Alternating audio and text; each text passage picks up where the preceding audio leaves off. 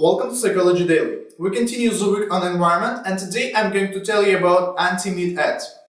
I'm not vegan myself and I'm not agitating you. However, studies I'm going to tell you about caught my attention.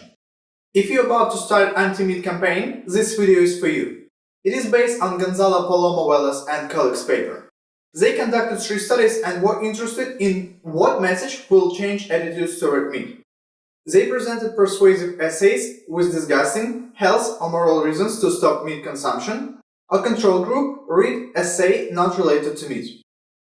Then they showed them photos of meat and vegetables and asked participants to rate whether it is healthy, morally wrong to eat them. As well, they rated anticipated taste, general valence, buying likelihood, and eating desire. What was the result?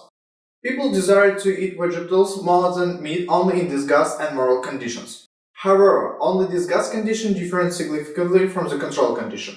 In all conditions, perceived moral wrongness of buying meat was higher than buying vegetables, but only in moral and disgust condition significantly differed from the control group.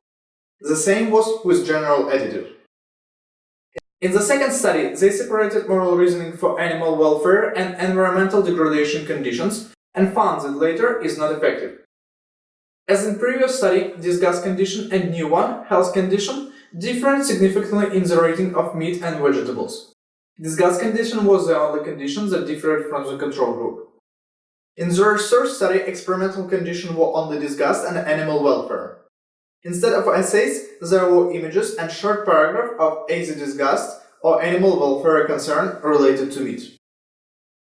As in previous study, meat was rated lower than vegetables in all conditions, but both experimental conditions differed from the control group.